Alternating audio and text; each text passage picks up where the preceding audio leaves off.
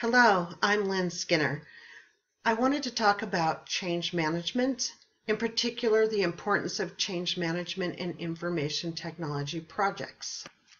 Information technology, IT, is in constant flux. Change is occurring rapidly and inevitably will affect the end user, that is, the people that use the products. Major IT changes equate to complex projects for IT workers. IT projects are managed following project management standards, and the practice of project management includes change management. So what exactly is change management? The term change management is a comprehensive term used to describe change at both the individual and the organizational level. How individuals manage change depends on the culture of an organization, so says Mark Connolly, who is a manager of change for individuals. According to Harold Kersner, an author and guru of project management, organizational cultures are many. Two that I wanted to discuss here are cooperative and non-cooperative. Cooperative culture is built on trust, whereas a non-cooperative culture is built on mistrust, and mistrust occurs when there is not enough communication between management and the workers, or if there isn't a clear definition of what the culture actually is. According to ProSci, change management is the discipline that guides how we prepare, equip, and support individuals to successfully adopt change in order to drive organizational success and outcomes. Getting people out of their current state, i.e. their current culture, to the envisioned future state, the new culture, is a major undertaking that will require managing people to get them invested and on the path to the new culture. ProSci is a company that is all about change management. That's all they do. And they've done a lot of studies in change management to see what is successful and what isn't.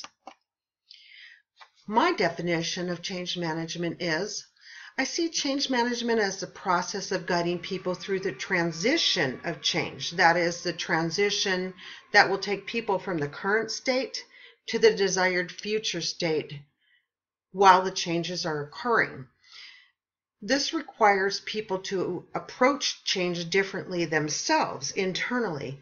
And when people change, so does the culture of the organization. That sounds simple. Change people, change the culture. Success! But it's not so simple. People aren't simple. They resist change. Resistance to change, according to Forbes.com and author Lisa Quast, states the 5 most common resistance to change are mistrust, fear of the unknown, what's going to happen with all these changes, surprise, I didn't know we were going to have these changes, loss of job security, is this going to change my job, my role, who will I report to? Bad timing. There's already several projects going on and people are expected to attend meetings, get training or not, and just go and use these new products that they're unfamiliar with. And the last thing is an individual's predisposition towards change. Projects led by IT use project management, which includes change management, and change management has long been used for keeping track of programming and network changes in the technical arena, but it's never really been intended for the end user, that is, the people. And major changes, those that considerably alter the look, feel, and functionality of a computer process, may not address the people side of the changes.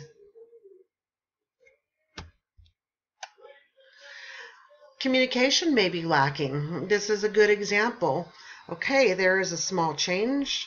Red bag is the sandwiches, green bag is your parachute, but it's a bit too late because the user or the person is already jumping out of the airplane. So how do you get people from their current state to a future state? What is the transition that needs to occur? This entails leading people through the transition from where we are now to where we want to be. So we have to define what is the current culture. What does a future culture look like? I suggest that we elevate the importance of change management. Change management for and of the people involved is critical to project success. It should be its own project, running parallel to the IT project, using project management as the guide. My change management model would look like this. First, you would assign a change manager. Gather a team of management and leaders because they need to be completely invested and involved in change, and they may need to have transitioning themselves. Once that's established, you can determine the phases of how to introduce change, defining what is our current culture. When will the changes be introduced? Best practices for leading the transition of people. Their state of mind for change needs to be discussed and agreed upon by everybody involved in this change.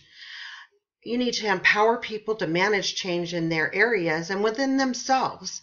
Communicating frequently and engaging people from inception of the project to the finish is a perfect way to get to a point to celebrating successes. If you provide the tools that people need and want by asking them what they need and want, you'll also gain success in a project. Change management needs are engaging management, involving all teams, communicating, consulting, and involving end users in what the changes need to look like, and again, providing tools. Give end users the right tools by asking what they need, provide training, help desk support, and easy to use instructions.